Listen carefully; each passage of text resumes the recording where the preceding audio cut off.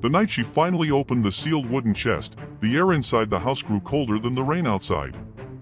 Her candle flickered, then died. And in that suffocating darkness, she saw it. A shadow standing behind her, breathing slowly, as if it had been waiting for years. She whispered, trembling, "If you want this house, then show yourself." But the voice that answered wasn't human. And it came from the walls. Her name was Ndlovu, a 34-year-old widow living deep in a quiet rural village of red soil and whispering mango trees. Amma had lost her husband 2 years earlier, and since then, she had lived alone in the mud brick house his family left behind, a house everyone else avoided. Villagers said the place carried a heavy breath, a strange presence that never slept. Even children refused to chase their goats near it. But Amma stayed. Not because she loved the house, but because she refused to lose the last thing her husband left her. Every morning, she swept the compound, fed the chickens, and whispered to herself, "Just one more day." She looked tired, but determined. Yet every night, she heard footsteps on the roof, knocking behind the walls. Soft humming, coming from empty rooms. And Amma always told herself, "It's grief. Nothing more." But in our village, nothing is ever just grief. The trouble began when her husband's brother, Kofi, returned from the city. He arrived unannounced, wearing flashy clothes and carrying a cold smile. "Amma," he said, leaning on the doorway, "the family has decided. You must leave the house. It's time you moved on." Amma stared at him, confused and angry. "This is my home," she replied.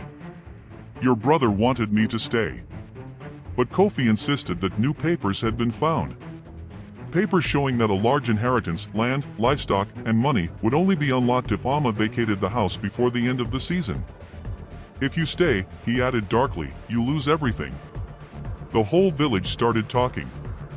Whispers followed Amma everywhere. "They say she's cursed. The house doesn't want her. She talks to shadows. She will die inside that house." And still, Amma stayed. But the house grew louder. At night, cupboard doors opened on their own. A chair moved across the floor. A child's laugh echoed through the corridors, though Amma had never had children. And sometimes, she woke to find muddy footprints leading to her bed. Footprints too small to be human. Something wanted her out. Or something wanted her to discover the truth. One evening, a storm rolled in, thick, violent, and filled with strange winds that twisted the trees. Amma sat inside, clutching a candle as thunder rattled the walls. That was when she heard it. A whisper, coming from beneath the floorboards. "Amma, don't leave." He lied. She froze. The voice sounded familiar. Too familiar. She knelt beside the floor, pressing her ear against the mud brick tiles. Silence. Then 3 knocks from below.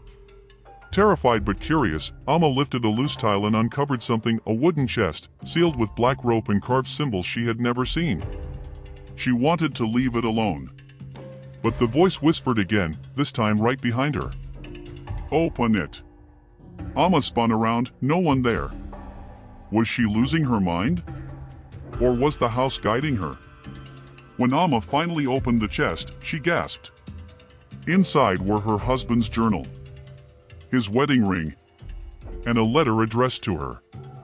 Her hands shook as she unfolded it. "My love, if you are reading this, it means they are close. My family wants the inheritance, and they will hurt you to get it." Amma felt her blood run cold. The letter continued. "There is a spirit in this house. Not evil. Protective. It belongs to our firstborn daughter, the one they told you died at birth. It was a lie. They sacrificed her. For the inheritance." Amma dropped the letter, choking on her breath. Her husband had a child he never told her about. A child his family had killed. A child whose spirit now wandered the house. And Kofi wanted her gone so he could claim everything. Suddenly, the candle beside her blew out. not from the wind, but as if someone had gently blown on it. That same night, Kofi returned. He kicked the door open, soaked in rain, eyes burning with greed. "Amma, where is the chest?" He stormed through the house, overturning furniture. Amma backed away, clutching the journal. "She was your niece," she whispered. "You let them kill her." Kofi shouted. "You were never meant to know." He reached for her. But the room suddenly shook. Wind roared inside the house though all the windows were shut. The temperature dropped. And from the darkness of the hallway, small footsteps approached. A shadowy child stepped forward, tiny, fragile, and glowing faintly. Kofi screamed. The child raised her hand, and every door in the house slammed shut at once. The lamps shattered. The walls moaned. Kofi tried to run, but the house, the spirit, dragged him to the floor. Amma covered her ears as he screamed, begging, crying. Then silence. When Amma opened her eyes, Kofi was gone. Not dead, but expelled, thrown out into the mud outside, unconscious and trembling like a child. The spirit stood before Amma, watching her with eyes full of sorrow. Amma whispered, "I'm your stepmother, forgive me."